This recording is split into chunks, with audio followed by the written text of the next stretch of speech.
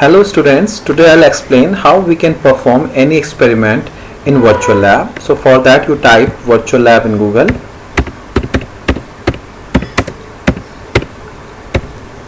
Okay. Then you will find this link. You click on this link. Then this page will open up. You go down, okay, and you click on electronics and communication. Okay. Then you search for basic electronics lab. Okay, here you will find basic electronics lab. You click here, then this page will open up. You go to list of experiments and you find the sixth experiment, which is half wave rectification. This we have to perform. This is the theory part of this particular experiment. Theory you already know.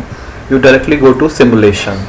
Okay, this is simulation and you go to half wave rectifier draw circuit. Okay, so this is the main page that we'll be working upon. Okay, here we see various components that we will require to make the circuit.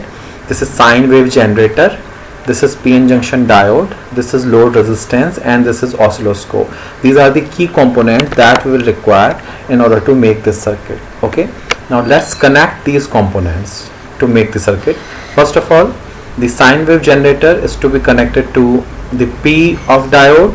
The N of diode is to be connected to our load resistance. Okay, then other end of load resistance is to be grounded, so connected to ground. Okay, and now we wish to display this generated sine wave on CRO screen. So you connect this sine wave generator to channel 1 of CRO, and now you connect the oscilloscope to the load resistance here, because we wish to display the output waveform that we are obtaining at the load resistance on CRO screen. Okay, then you connect this oscilloscope to channel 2. By this, the output waveform will be displayed in channel 2 of CRO and input waveform will be displayed in channel 1 of CRO. That is, both waveforms will be displayed simultaneously, one above the other on the CRO screen. We can compare both the waveforms on the screen. Okay, so our circuit is now complete. In order to check the correctness of the circuit, you click on check connection button like this. Here it is saying that it is right connection. Okay, in case the connection is wrong, anywhere if connection is wrong, it will display wrong connection. In that case, what you have to do, you have to delete all the connections by clicking here, and you have to reconnect the circuit, and then again you go for check connection, and if it says right connection, then it is okay. You click on OK, and now it's time to set the value of this load resistance. Say if you move the slider, the value of load resistance will change. You set the value of load resistance at some value. Say we are setting the value of load resistance at the value of 200 ohms. Okay, now our circuit is complete. Now you click on this on button. By clicking this on button, the simulation will start. Now you click on the sine wave button in order to generate the sine wave, and you click on now the oscilloscope button in order to obtain the output at the load. You click here. So by that, the output waveform will be displayed here. Okay, this is a half rectified wave. In order to display the input waveform as well, you click on dual button. Okay, you click on dual button. By this, both the waveforms will be simultaneously displayed on the CRO screen.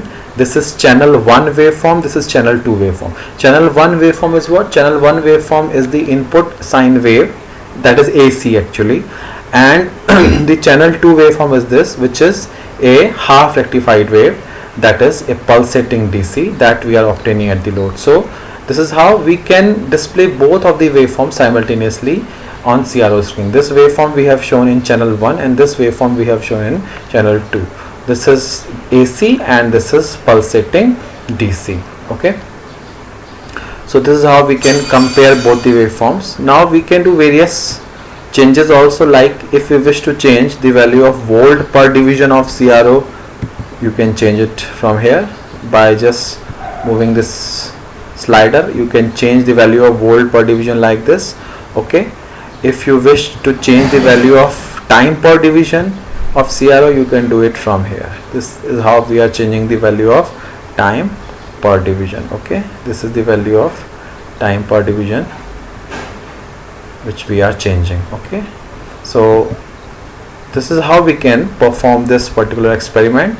From this, what you can do, you can change the frequency of generated sine wave. You can change the value of the frequency of the generated sine wave. Okay, and from this you can change the amplitude value of the generated sine wave. If you wish to do, you can do it from here. Okay, so this is how we have done our experiment. So ultimately, what we have done, we have made a half wave rectifier circuit. Okay, we have connected a sine wave, that is an AC, to it, and we have converted that AC to DC that we are obtaining at the load. So this is the AC that we are connecting at the input, and this is the half rectified DC that we are obtaining at the load. Okay, so that's all.